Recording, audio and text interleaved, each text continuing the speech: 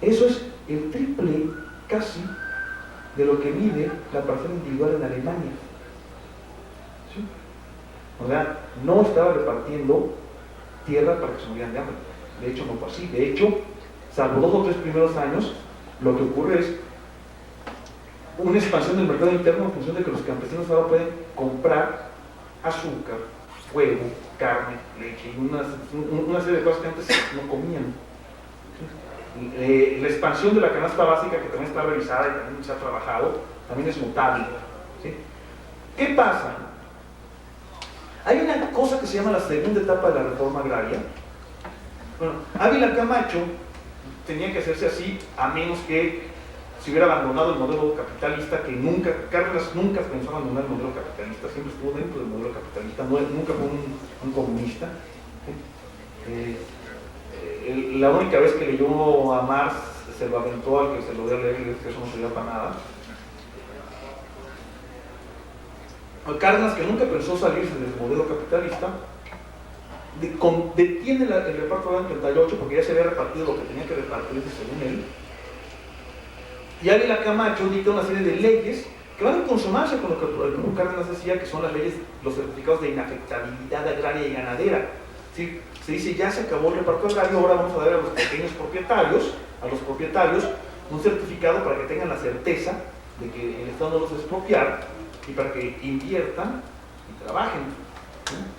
Y eso ocurre en 1942 y 1943, todas las expediciones de certificados de inafectabilidad.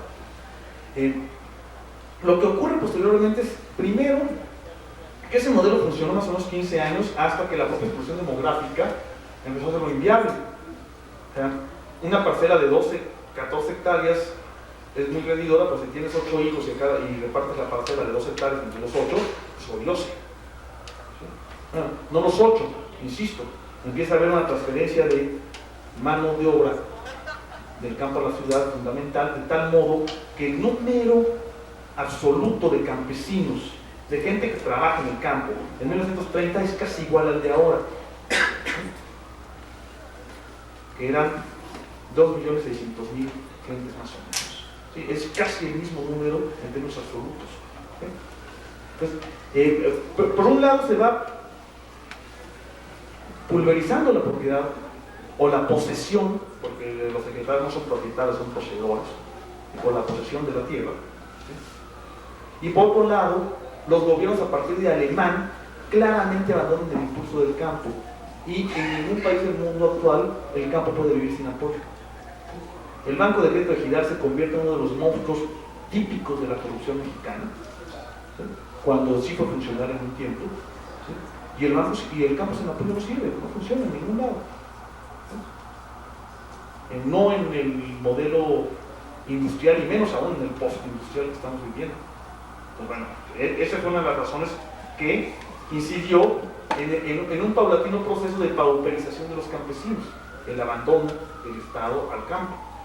Y el otro fue esta cosa brutal que se llamó la segunda etapa de la reforma agraria.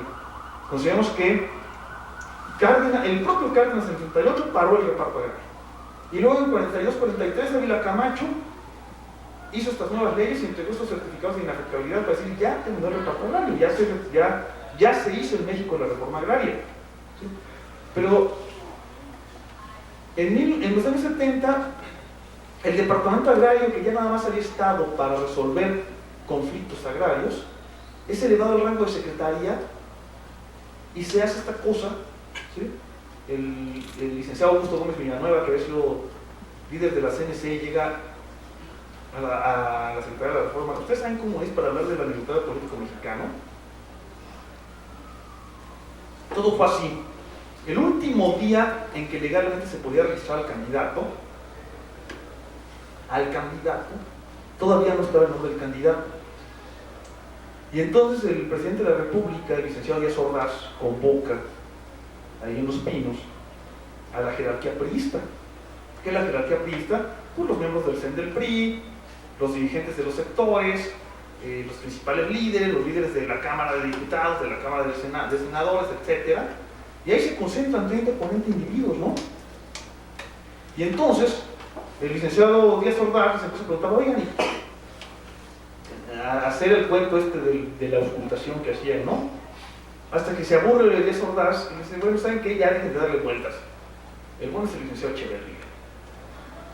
Y entonces, Napoleón Gómez Ada, ahora de moda también, don Napoleón Gómez Ada, que era el líder vitalicio, y como vemos, el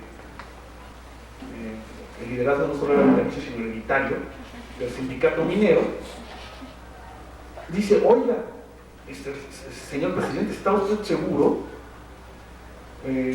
Napoleón Gómez Ada le había apostado todas sus canicas a Martínez Maratún, uno de los precandidatos, y le dice Díaz Ordaz, es la decisión más importante del régimen. En realidad no es la más importante, fue la segunda más importante del régimen, pero es otra historia. Es la decisión más importante de mi gobierno, ¿cómo no voy a estar seguro? Y se empieza a hacer ahí un diálogo con Fidel Velázquez callado como siempre, que sabía que se va a notar en la foto. Mientras están ahí en ese diálogo, el líder de la CNC, Augusto Gómez Villanueva, se sale, agarra casi un helicóptero a San Jerónimo y se va chinga San Jerónimo, donde vivía el diablo, donde sigue viviendo el diablo de San Jerónimo, aquí cerquita, y llega y le dice, la Confederación Nacional Campesina se compromete a muerte con el licenciado Luis Echeverría Álvarez, se organiza un mitin ahí con todos los que puede reunir, y entonces lo proclama Echeverría, cuando ya se había hecho lo bueno, pero como los demás líderes están ahí discutiendo, y bueno, y entonces así es como llega el gabinete presidencial Augusto Gómez Villanueva, ¿no? Pero bueno, el Departamento Agrario se convierte en Secretaría de la Reforma Agraria y empieza la segunda etapa de la Reforma Agraria y se reparten 26 millones de hectáreas de tierra inútil, casi todas ellas, ¿sí? Y ahí es donde se reparte la miseria, ¿sí? Y se agudizan, porque además, fíjense ustedes otro efecto de la Reforma Agraria. Toda la Reforma Agraria cardenista se hizo pagando la indemnización al precio fiscal de la tierra y casi todo ese dinero que el Estado pagó a los propietarios de tierra se reinvirtió en otros sectores de la economía. Casi había como condición, ¿qué vas a hacer con el dinero? Para ver cómo te pago, porque había mecanismos de pago. ¿Sí? No, pues me voy a ir a Suiza a gastármelo, pues te chingaste, te vamos a pagar en 20 años. No, bueno, pues bueno, tengo esto, tenemos este proyecto, vamos a desarrollar este proyecto de, por ejemplo, productos metálicos steel, todos los negocios de Valleres, los negocios de Yusa, son negocios que surgen del pago, la construcción de los ingenios azucareros de Tamaulipas que construyó Aaron Sainz, son negocios que surgen del pago de la indemnización de la tierra quitada. Entonces, es un proceso también de transferencia brutal de recursos a la industria, ¿sí? Bueno, a otros sectores de la economía. ¿Sí? Nada de eso pasó en los años 70 y mucho de lo que se habla del reparto de agrario se habla de esta segunda etapa de la reforma agraria, ¿sí? Que fue catastrófica en muchos sentidos. ¿Sí? Pero bueno,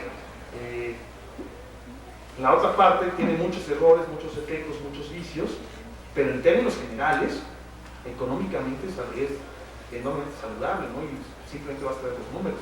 Lo que es que los funcionarios de la Semarnat, empezando por los jalisquillos que han estado al frente de bueno, no solo de la Semarnat, de la Zagarpa, los cavernícolas calicienses que han estado encargados de la Zagarpa, han sido catastróficos. Tan catastróficos casi como en la segunda etapa de la reforma agraria. No, qué